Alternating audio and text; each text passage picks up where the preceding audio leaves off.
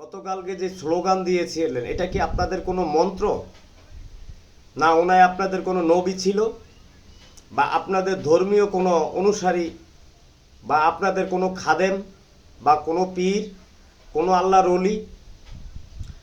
মানুষের মৃত্যু লগ্নে মৃত্যু হয়েছে, মৃত্যুকালীন সময়ে আপনারা মহান আল্লাহ তাআলা রব্বুল আলামিনকে স্মরণ করবেন, আল্লাহর হাবিবকে স্মরণ করবেন, আল্লাহ রসুলকে স্মরণ করবেন। তা না করে করছেন কি, যা জয় বাংলা জয় বঙ্গবন্ধু স্লোগান দিয়েছেন। ইঞ্জিনিয়ার মোশাররফ হোসেন চট্টগ্রামের একজন বর্ষিয়ান আওয়ামী লীগের নেতা, সে মারা গিয়েছিলেন। আমার প্রশ্ন হচ্ছে আপনাদের কাছে, যে আপনারা যে স্লোগান দিয়েছেন, আপনারা কি আসলে তন্ত্রমন্ত্র যে স্লোগানটা দিয়েছেন সেটা আমি আপনাদের কাছে জানতে চাই।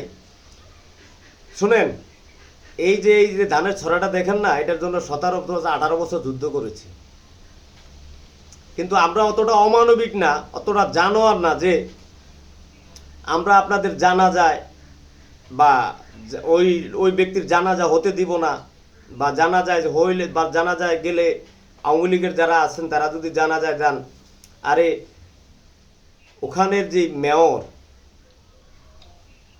যে মেয়র সাহেবও তো গিয়েছেন, সে একজন মানবিক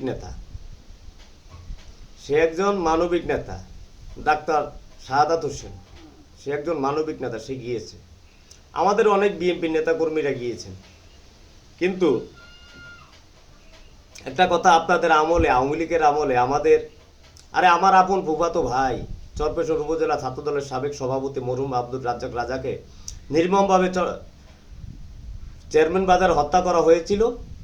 সেই জানাজায় আওয়ামী লীগ যেতে দেয় না, আত্মীয় স্বজন, পাড়া প্রতিবেশী এবং কি মানুষদেরকে যেতে দেয় না, সাধারণ মানুষদেরকে যেতে দেয় না।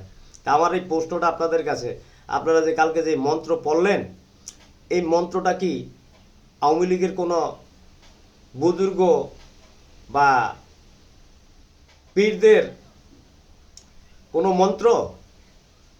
কেন পড়লেন, কেন করলেন বলেন? এটা হচ্ছে জানাজার নামাজ, সেখানে আপনারা যাইতেন মানবিক চিন্তা চেতনা নিয়ে, দোয়া করতেন মরহুমের জন্য, বেহেশতে সর্বোচ্চ মর্যাদা দান করেন। সেটা না করলে করলেন কি, জয় বাংলা জয় বঙ্গবন্ধু, শেখ হাসিনা আসবে, বাংলাদেশ ভাসবে, বাংলাদেশের জনগণ কাঁদবে, আপনারা তারা বাস খাবেন, বসে থাকেন, বাস খাবেন, আমরা করে বাস দিব তারেক রহমানে, সমস্যা নেই।